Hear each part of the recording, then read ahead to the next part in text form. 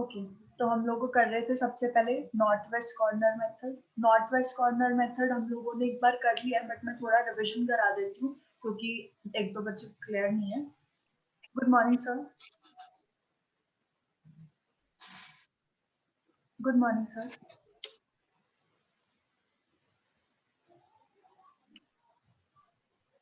Good morning sir.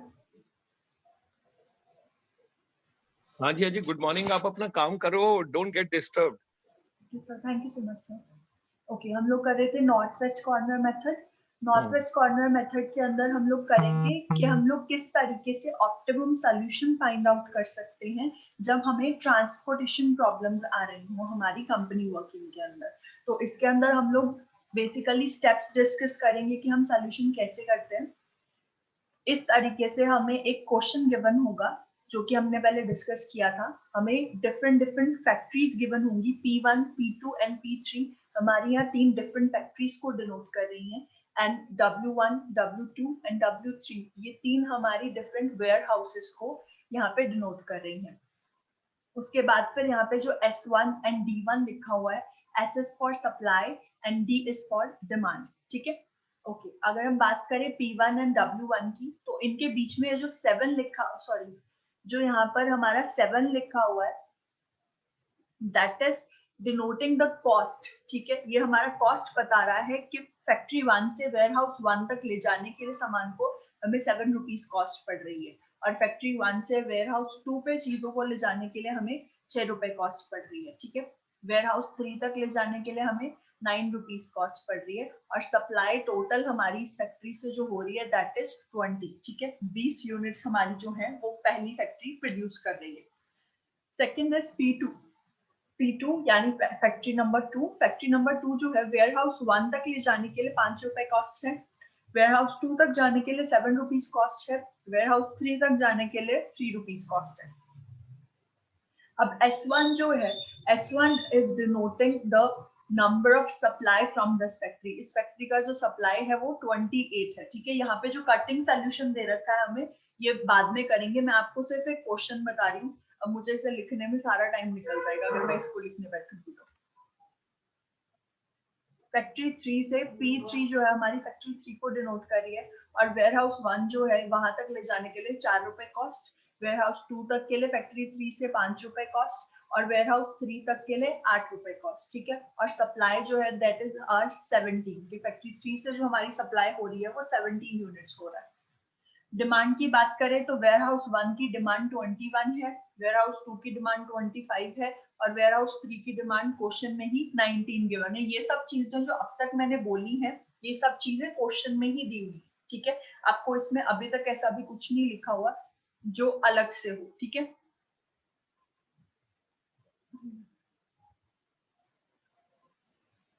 करते हैं। आप ये तीन वहां से देखना जो मैंने लिंक डाले थे। ठीक है, मैं आपको आगे का थोड़ा बहुत समझा देती हूँ क्योंकि यूनिट 2 भी कंप्लीट करानी है अभी मैं।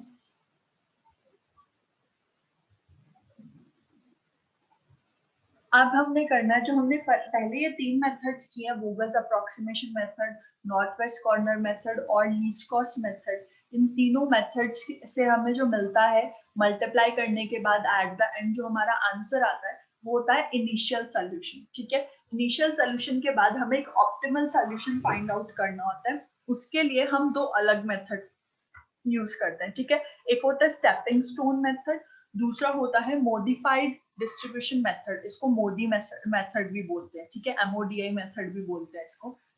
ये दोनों मेथड्स जो है वो ऑप्टिमम सॉल्यूशन फाइंड आउट करने के लिए यूज होते हैं। जब आप ऊपर वाले तीनों मेथड में से किसी एक को भी यूज करके आंसर निकालते हो, उसके बाद ये दोनों मेथड यूज होते हैं। ठीक है, अब इन दोनों मेथड्स के यूज होने के लिए क्या चीज का जरूरी है,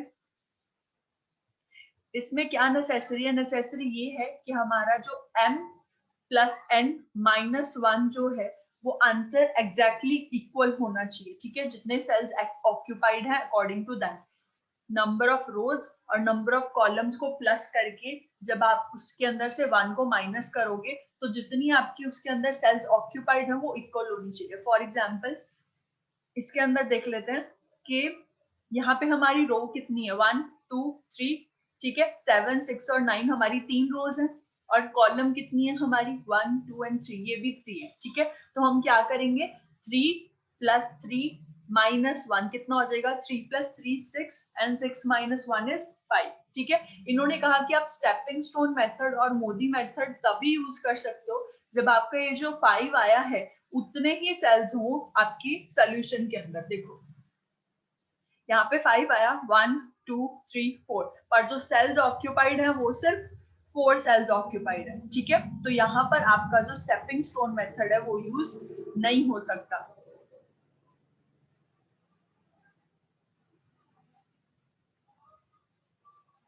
अगर यहाँ पे 5 सेल्स ऑक्यूपाइड होते, नहीं सॉरी 5 सेल्स ही ऑक्यूपाइड है, ये देखो 9 लिखा है, 9 वाला सेल है, 12 वाला सेल है, 20 है, 19 लिखा हुआ है और ये 5 लिखा हुआ है। 5 सेल्स है और हमारा जो m + n - 1 करके आया वो भी हमारा 5 आया, तो 5 = 5, यानी यहाँ पर मोदी मेथड या फिर स्टेपिंग स्टोन मेथड यूज हो सकता है, ठीक है। ये नेसेसरी कंडीशन है, इसको आप थ्योरी में याद कर लेना। इसके बाद आता है स्टेपिंग स्टोन मेथड। ये क्या होता है स्टेपिंग स्टोन मेथड के अंदर हम लोग क्या करते हैं, जो भी हमारा आंसर आया है, फॉर एग्जांपल ऊपर वाले में हमारा 480 आंसर आया था एट द एंड टोटल, ठीक है। तो वो 480 आंसर के बाद हम लोग क्या करेंगे, जिन सेल्स के अंदर, जिन सेल्स को हमने ऐसे ही कट कर दिया था बिना कुछ भी दिए, उनके अंदर हम लोग थोड़ा सा रिवर्स करते हैं और उसके अंदर हम लोग थोड़ा थोड़ा अमाउंट जो है वो थोड़ा थोड़ा अमाउंट जो है वो डिस्ट्रीब्यूट कर देते हैं, ठीक है। स्टेपिंग स्टोन मेथड के स्टेप्स देखो, check the optimality test necessary condition, ठीक है। हम सबसे पहले ऑप्टिमैलिटी टेस्ट चेक करेंगे जो हमने ऊपर किया m + n वाला, ठीक है, और m + n - 1 वाला जो फॉर्मूला है वो यूज करेंगे। फिर इवेल्युएट करेंगे, इवेल्युएट ईच अनऑक्यूपाइड सेल, जिनके अंदर हमने कुछ भी अमाउंट नहीं डाला था उन सेल्स को इवेल्युएट करना है और उन्हीं सेल्स के अंदर हम लोग रीएलोकेशन करेंगे। Determine the quality to be shift to selected unoccupied cell. अब हमें अपने हिसाब से जिस सेल के अंदर हमने कुछ भी नहीं डाला था अपने हिसाब से थोड़ा बहुत यूनिट जो है उसके अंदर हमने डिस्ट्रीब्यूट करना है, ठीक है। एंड थर्ड स्टेप है हमारा determine the quality to be shift to selected unoccupied cell. फिर उसके बाद जब ये हो जाएगा फिर हम एट द एंड चेक करेंगे कि जो हमारा at the end minimum quality हमारे पास आई है अनऑक्यूपाइड सेल्स में अमाउंट डालने के बाद वो चीज क्या है, वो कितना आया है, ठीक है। ये था हमारा स्टेपिंग स्टोन मेथड। इसके लिए भी मैं एक प्रॉपर लिंक आपको भेजूंगी, उसके अंदर आपको प्रॉपर क्लियर हो जाएगा, ठीक है। अब आता है मोदी मेथड, इसको मॉडिफाइड मेथड भी बोलते हैं। मोडी मेथड जो है बेसिकली ये स्टेपिंग स्टोन मेथड जैसा ही है, बस इसके अंदर थोड़ा सा चेंज आ जाता है। स्टेपिंग स्टोन मेथड के अंदर हम लोग क्या करते हैं, जो अनऑक्यूपाइड सेल्स हैं जिनके अंदर हमने पहले अमाउंट नहीं डाला था उन सेल्स के अंदर हम लोग थोड़ा थोड़ा अमाउंट डालते हैं। मोदी मेथड के अंदर ऐसा नहीं होता। मोदी मेथड के अंदर हम लोग हर एक रो को हर एक कॉलम के हिसाब से सेट करते हैं, ठीक है। मोदी मेथड के स्टेप्स देखो, determine the initial basic feasible solution, जैसे कि हमने पहले वो 3 मेथड यूज करनी है, उन 3 मेथड में से किसी एक मेथड को यूज करना है, चाहे आप नॉर्थ वेस्ट कॉर्नर यूज कर लो, चाहे लीस्ट कॉस्ट यूज कर लो, चाहे आप लोग उसके अंदर वोगल्स अप्रोक्सीमेशन यूज कर लो। जब आपने उन तीनों मेथड्स में से किसी एक को यूज करके आंसर निकाला उसके बाद फिर आप मोदी मेथड यूज करते हो। सेकंड स्टेप है determine the value of dual variable. Dual variable, इसके अंदर 2 वेरिएबल्स लिए जाते हैं, एक है u और एक है v।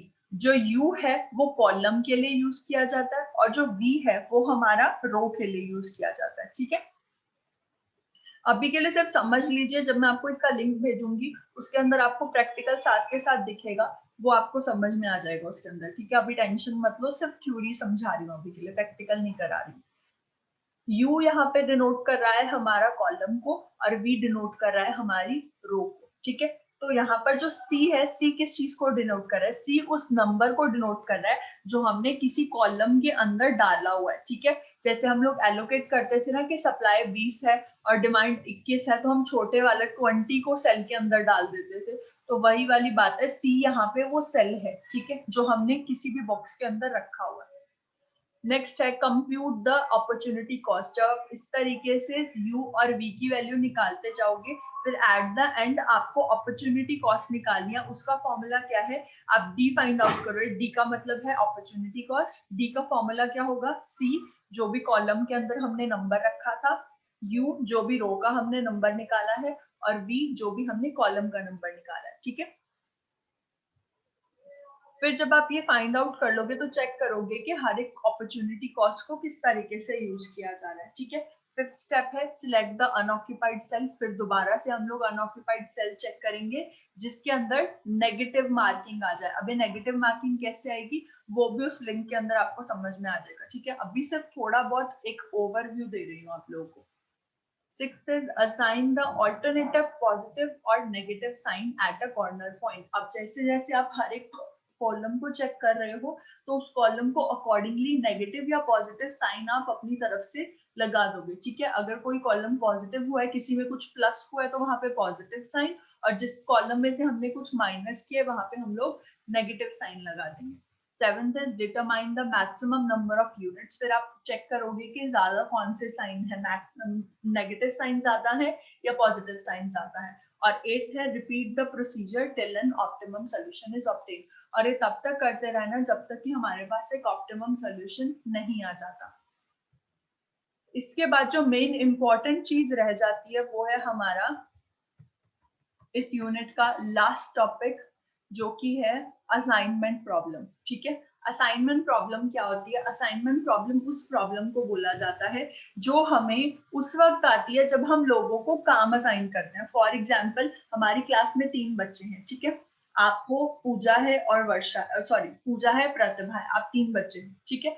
तो मैंने क्या किया है, मैंने तीनों बच्चों को अलग अलग काम दे रखा है। वर्षा को मैंने बोला है कि आप हिंदी की कॉपीज चेक करोगे, मैंने प्रतिभा को बोला है कि आप इंग्लिश की कॉपीज चेक करोगे, और मैंने पूजा को बोला है कि आप वर्षा की भी हेल्प करोगे और आप प्रतिभा की भी हेल्प करोगे, ठीक है। हिंदी और इंग्लिश दोनों कॉपीज मिक्स चेक करेगी पूजा। अब जब मैंने ये बात बोली है तो इसके अंदर क्या कंफ्यूजन हो सकता है, हो सकता है कि पूजा की प्रतिभा के साथ ज्यादा अच्छे से बॉन्डिंग नहीं है तो प्रतिभा पूजा को कॉपीज दे ही नहीं चेक करने के लिए, या फिर आप दोनों ने इतनी ज्यादा कॉपीज पूजा को चेक करने के लिए दे दी हैं कि उसके पास हिंदी और इंग्लिश की दोनों की मिक्स कॉपीज बहुत ज्यादा होंगी। तो ये होता है असाइनमेंट प्रॉब्लम।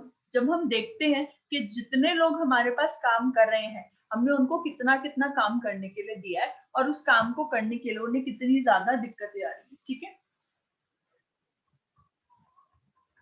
अब इस असाइनमेंट प्रॉब्लम के अंदर हम क्या क्या पढ़ने वाले हैं, मेन इसके अंदर सिर्फ ये असाइनमेंट मॉडल और हंगरी मेथड है। ये 2 मेथड्स ही इंपॉर्टेंट हैं और कुछ भी इसके अंदर इंपॉर्टेंट नहीं है। आपके सिलेबस के अकॉर्डिंग आपको सिर्फ असाइनमेंट मॉडल पढ़ना है और हंगेरियन मेथड पढ़ना है। सबसे पहले इंट्रोडक्शन पढ़ लेते हैं। Assignment problem deals in allocating the various item to various receivers, ठीक है। हम इसके अंदर क्या डिसाइड करते हैं, हम डिसाइड करते हैं कि कितना काम कौन सा पर्सन करने वाला है एक पर्टिकुलर पॉइंट ऑफ टाइम के ऊपर, ठीक है।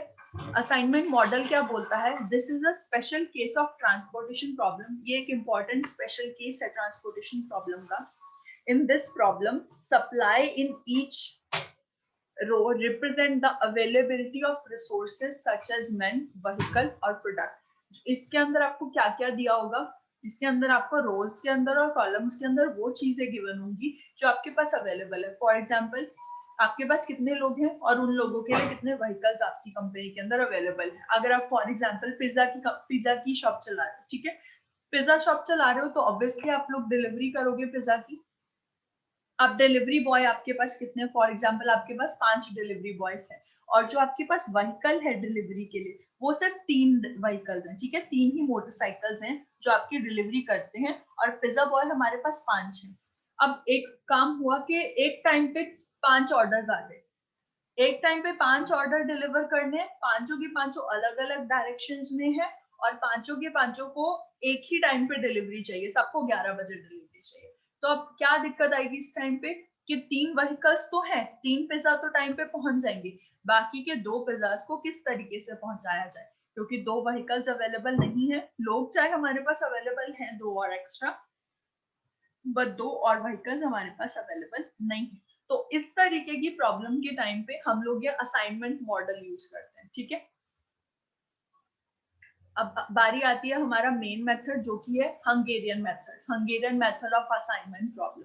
हंगेरियन मेथड के अंदर हमें क्या दिया होता है, एक साइड आपको नंबर ऑफ मेंस गिवन होंगे और दूसरी साइड आपको गिवन होगा कि उन लोगों को पर्टिकुलर काम जो दिया है उसको करने के लिए उन्हें कितनी कॉस्ट पड़ रही है, ठीक है।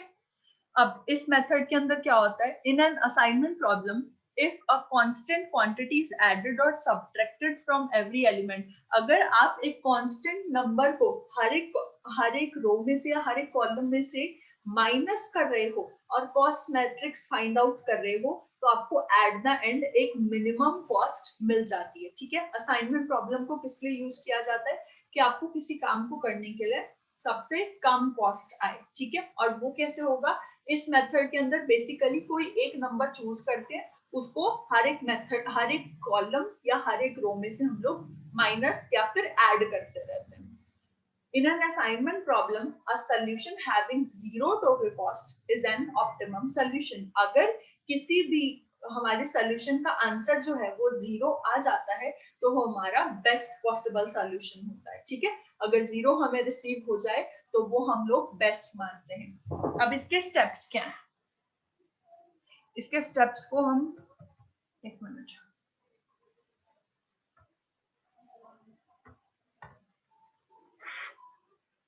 मैं सिर्फ एक एग्जांपल देने के लिए समझा रही हूँ। फॉर एग्जांपल हमारे पास men 1 men 2 men 3 है, men 4, ठीक है। Work 1 work 2 work 3 and work 4, ठीक है। अब फॉर एग्जांपल मैंने यहाँ पे लिख दिया 7, यहाँ पे मैंने लिख दिया 2, यहाँ 4 और यहाँ पे 5 लिख दिया। ये सब आपको पहले से क्वेश्चन में गिवन होगा, मैं यहाँ पे लिख रही हूँ, ठीक है।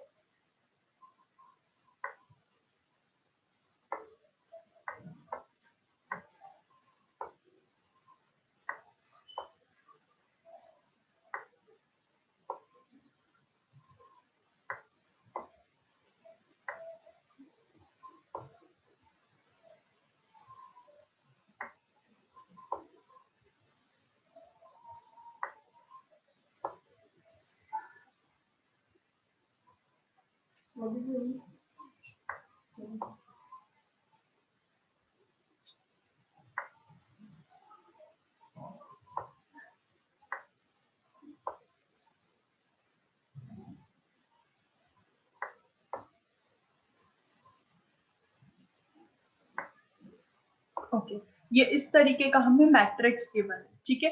अब इसके अंदर हम लोग हंगेरियन मेथड के अंदर सबसे पहले क्या करते हैं, हम लोग सबसे पहले ना कॉलम मिनिमाइज करते हैं, सॉरी रो मिनिमाइज करते हैं। ये 7 2 4 5 ये रो है ना हमारी men 1 की, तो इसको हम लोग मिनिमाइज करेंगे। इसको मिनिमाइज कैसे करते हैं, हम पूरी रो देखते हैं, इस पूरी रो में सबसे छोटा नंबर कौन सा है, सबसे छोटा नंबर आपको कौन सा दिख रहा है इस पूरी रो में,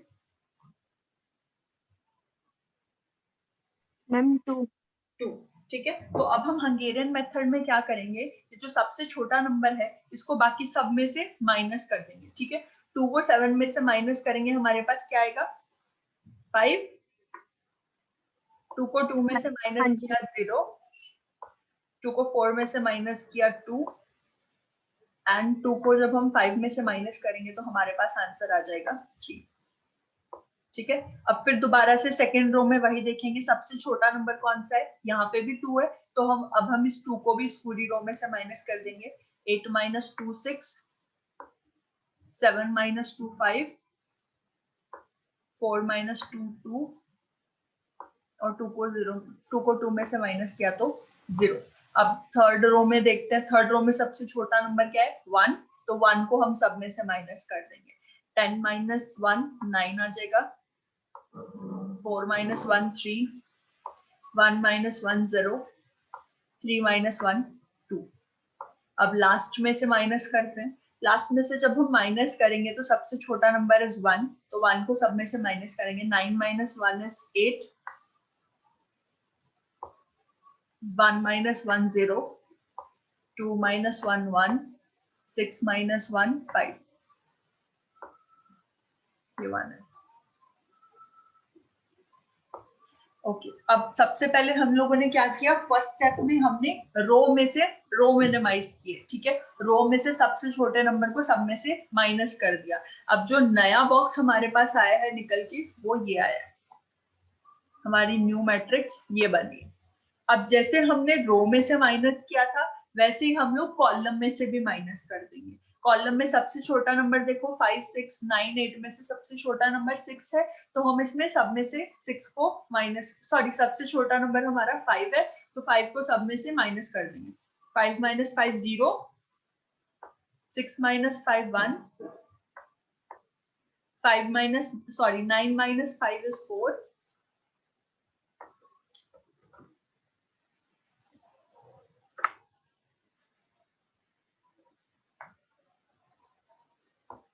8 - 5 कितना आएगा हमारा 3। नेक्स्ट में चेक करते हैं, सबसे छोटा नंबर इसके अंदर आपको कौन सा दिख रहा है, 0, तो 0 को सब में से माइनस कर देंगे। 0 को 0 में से माइनस किया, 0 आ जाएगा।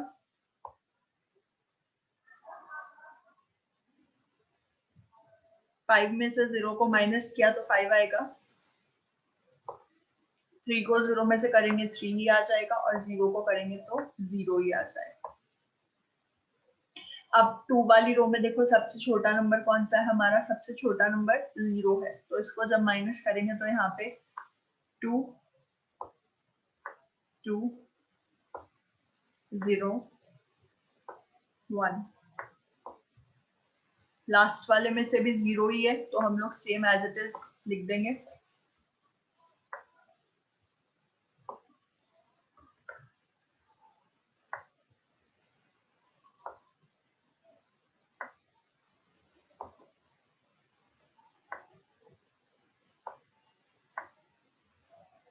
हमने फर्स्ट स्टेप में रो को मिनिमाइज किया, दूसरे स्टेप में हम लोगों ने कॉलम मिनिमाइज किया। अब कॉलम मिनिमाइज करने के बाद हम लोग क्या करेंगे, हम लोग सारे जीरोस को आपस में जोड़ देंगे, ठीक है। ये वाली पूरी रो की जीरोस जुड़ गई, दूसरी जीरो यहाँ पे, तो हमने इस पूरी रो को जोड़ दिया, इसको पूरा जोड़ दिया, और इसको भी सारा जोड़ दिया। एट द एंड हमारे पास क्या बचा, हमारे पास 1 4 और 3 बचा, ठीक है। ये दो स्टेप समझ में आए, अब तक जो किया वो समझ में आया।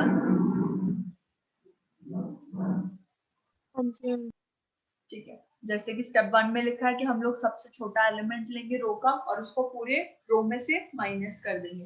रिड्यूस द सेकंड स्टेप क्या लिखा है, reduce matrix obtain from step 1, subtract the smallest element of each column, हर एक कॉलम का सबसे छोटा नंबर जो है वो माइनस कर देंगे। Make the assignment of reduce matrix obtain from 1 and 2, 1 और 2 के बाद जो हमारे पास आई है उसको ड्रॉ करेंगे। Draw the minimum number of horizontal and vertical line to cover all the zeros in reduced matrix। जैसे कि हमने फोर्थ स्टेप में किया, सारे के सारे जीरोस को आपस में कनेक्ट कर देंगे, ठीक है। स्टेप 5 क्या है, step 5 says if the number of line drawn in step 4 are each equal to the number of column, जितनी लाइंस हमने ड्रॉ की हैं अगर वो हमारे कॉलम्स के इक्वल हैं तो हमारा ऑप्टिमम सॉल्यूशन आ जाता है, ठीक है। सिक्स स्टेप क्या है हमारा, select the smallest element along all the uncovered elements. फिर हम लोग सबसे छोटा जो अनकवर्ड एलिमेंट्स में सबसे छोटा नंबर जो है उसको सिलेक्ट करेंगे, ठीक है। हमारा सारा कटिंग हो गया था, सिर्फ एक छोटी सी लाइन बची थी जिसमें हम लोग सबसे छोटा नंबर देखेंगे। फिर स्टेप 7 क्या कहता है, go to step 3 and repeat the procedure until the number of assignment become equal to number of rows and column। फिर हम लोग इस स्टेप को रिपीट करते रहेंगे जब तक कि जितनी लाइंस हमने कट की हैं वो सारी की सारी जो है इक्वल नहीं हो जाती, इक्वल टू जितनी लाइंस हमें पहले मिली थी।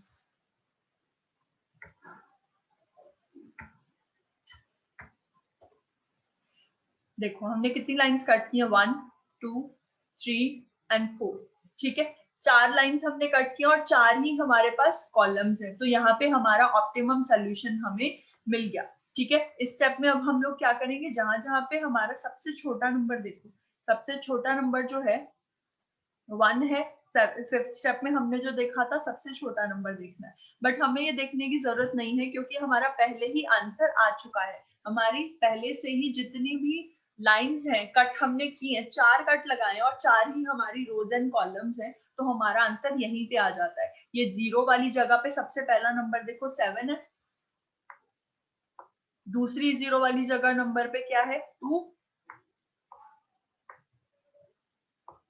और तीसरी 0 वाली जगह पे क्या है हमारा 1, और लास्ट 0 वाली जगह पे हमारा नंबर है 2।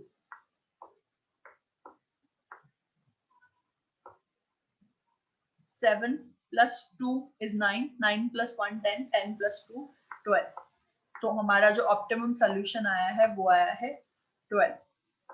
ठीक है, इन सब के लिए मैं आपको लिंक्स प्रोवाइड करूंगी, फिक्र मत करो। मुझे लगता है फर्स्ट नहीं, ये बात कंफर्म है कि फर्स्ट टाइम में हमें थोड़ा नहीं समझ आता है, बट थोड़ा बहुत आइडिया भी अगर लग जाएगा ना, तो जब आप उसको देखोगे वो लिंक को, तो आपको वो समझ आ जाएगा। ठीक है।